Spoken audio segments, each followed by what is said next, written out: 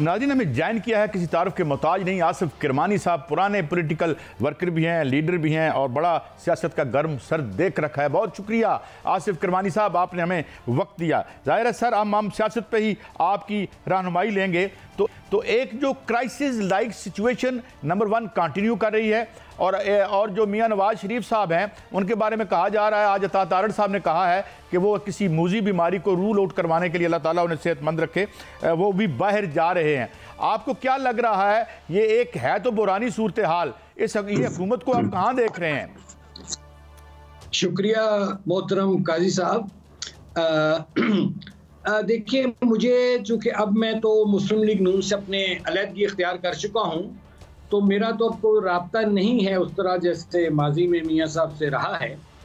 तो जहाँ तक मेरी एक अकल है या फहम है, मियाँ साहब चूँकि उनको फ्रीक्वेंट मेडिकल चेकअप की ज़रूरत होती है और वो माजी में भी जाते रहे हैं, तो मैं ये समझता हूँ कि वो अपने एक रूटीन जो उनका मेडिकल चेकअप है उसके लिए वो शायद जा रहे हों। और बाकी किसने क्या कहा है, मैं तो उनके लिए दुआ गो हूँ, क्योंकि मेरा उनके साथ अच्छा वक्त भी गुजरा है, तो मैं उनका कल भी एहतराम करता था, आज भी करता हूँ, करता रहूँगा, और उनके लिए मैं दुआ गो भी हूँ। जहाँ तक आपने फरमाया कि हुकूमत का, तो ये तो देखें, आप ये मुझे बताइए कि हुकूमत कहीं एग्जिस्ट कर रही है, कहीं इस हुकूमत का वजूद है कहीं?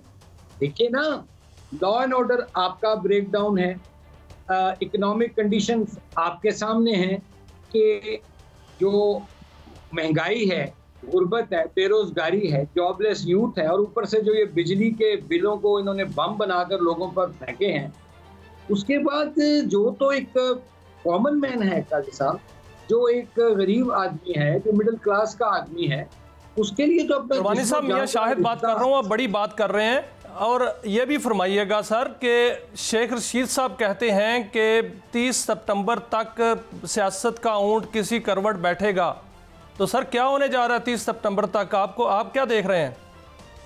सर, मैं तो सच्ची बात है शाहिद साहब, ये देख रहा हूँ कि इन लोगों से, ये जो हुकूमत मौजूदा है, इनसे मामला चलाए नहीं जा रहे। इनकी तरजीहात और हैं और अवाम के इशूज, पाकिस्तान के इशूज, पाकिस्तान का जो क्राइसिस है वो और है। तो ये तो एक डंग टपाव किस्म की हुकूमत है जो मैं समझता हूँ, और जो कि पॉलिटिकल टॉडलर्स हैं, इनएक्सपीरियंस लोग हैं, इनकैपेसिटेटेड लोग हैं, इनकॉम्पिटेंट लोग हैं। तो मैं तो इतना इनसे इतनी अच्छाई की तवक्को नहीं रख रहा। सर, मियां साहब की क़यादत में हुकूमत चल रही है। मियां साहब तो माशाल्लाह 3 दफ़ा बल्कि वज़ीर आज़म रहे हैं। तो देखिए, मैं जहाँ तक समझता हूँ कि मियां साहब की ठीक है, रहनुमाई उनको मयसर होगी, लेकिन ड्राइविंग सीट पे मियां साहब नहीं है। ड्राइविंग सीट पे दूसरे लोग मौजूद हैं, और मियां साहब का मैं नहीं समझता कि जिस तरह वो खुद अगर इस ओहदे पर, वज़ारत-ए-उज़्मा पर होते, तो मेरा तजुर्बा जो बताता है तो फिर मामलात कुछ और होते। लेकिन अब तो जाहिर है, आपको मालूम है कि एक अरेंजमेंट है, एक कॉम्प्रोमाइज के तहत ये सारा सिस्टम चल रहा है, लेकिन पाकिस्तान नहीं चल रहा। असल मसला ये है कि पाकिस्तान फंस गया है और उसको चलाने के लिए किसी की तवज्जो नहीं। तो सर, क्या मियां नवाज शरीफ कंप्रोमाइज करके बैठे हुए हैं या कंप्रोमाइज शहबाज शरीफ ने किया हुआ है और मियां साहब नाराज हैं? नहीं, मैं ये समझता हूँ जी, जितना मैं मियां साहब को जानता हूँ, कि मियां साहब जो हैं वो एक आज़ादाना जहन और एक इंडिपेंडेंट होकर, और वो एक नज़रियाती उनका झुकाव हो चुका था, एक नज़रियाती सियासत की तरफ, खुसूसन जब उन्होंने वोट को इज्जत दो का नारा लगाया। लेकिन अनफॉर्चुनेटली मियां साहब को ना पहले नज़रियाती सियासत करने दी गई, ना उनको अब करने दी जा रही है नज़रियाती सियासत, और उसका फिर नतीजा ये निकला कि आप देखिए कि जो एक तो सर कौन नहीं करने दे रहा? उनका भाई बैठे हुए वज़ीर आज़म है, उनके भाई, छोटे भाई। उनके भाई के अलावा भी लोग हैं ना जी, जिनके अपने ज़ाती मफादात हैं, जो कि जिनको झंडे की और गाड़ियों की, प्रोटोकॉल की बहुत उनको नींद नहीं आती रात को, वो उनको बेचैन हो जाते हैं। तो देखिए, पॉलिटिक्स तो एक सेक्रीफाइस भी करना पड़ती है पॉलिटिक्स में। लेकिन वो जो टोला है वो सेक्रीफाइस करने को तैयार नहीं है। तो मैं ये अर्ज कर रहा था कि दिस इज़ वेरी अनफॉर्चुनेट। आप देखिए ना, जब आपने वोट को इज्जत दो के नारे से दस्तबरदारी इख्तियार की, उसको छोड़ा या यू टर्न लिया, उसके बाद आप बताइए कि नवाज शरीफ साहब और मुस्लिम लीग नून कहाँ खड़ी।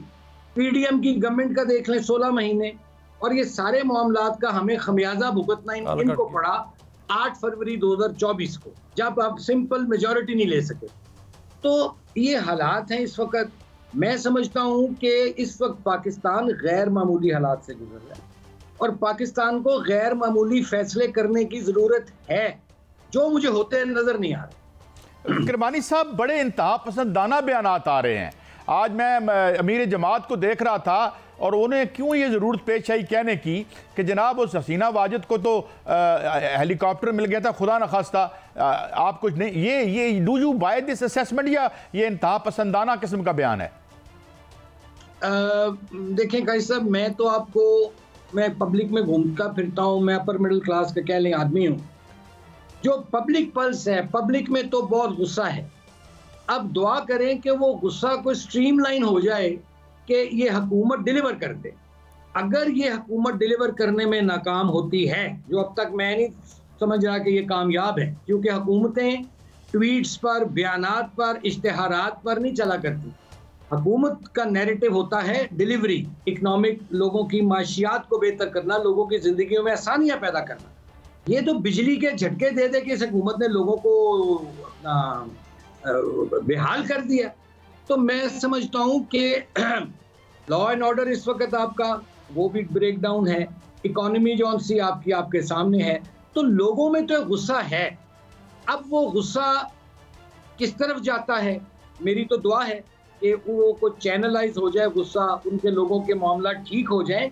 वरना ये थोड़ी सी भी मैं आपको कहूँ कि एक ज़रा सी दिखाने की ज़रूरत है माचिस की तीली, तो हालात किसी तरफ भी जा सकते हैं। अल्लाह ना करे ऐसा हो और लोगों के जो लोग बड़े कर्ब में मुब्तला हैं जी, ज़हनी मरीज हो गए हैं जी, और ये झूठ पे झूठ बोलते हैं कि महंगाई में कमी आ रही है। मुझे बताइए किस चीज़ में कमी आई है?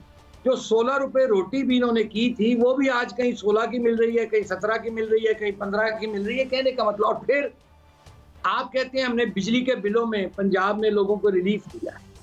ओके, आपने दे दिया, चलें इस बात को भी हम छोड़ देते हैं कि आपने अपनी जाती जेब से तो नहीं दी है, कौमी खजाने से, अवाम के टैक्स के मनी से वो रिलीफ दिया। गुड, चलो अच्छा स्टेप है। क्या आप इसको सस्टेन कर सकेंगे? क्या अगली जब गर्मी आएंगी उसके बाद क्या आप इसको जारी रख सकेंगे कि जबकि आप एक तरफ IMF के मोहताज हैं? मैं वही कह रहा हूँ ना कि ये टोपी घुमाई जा रही है, डंग टपाऊ पॉलिसी है।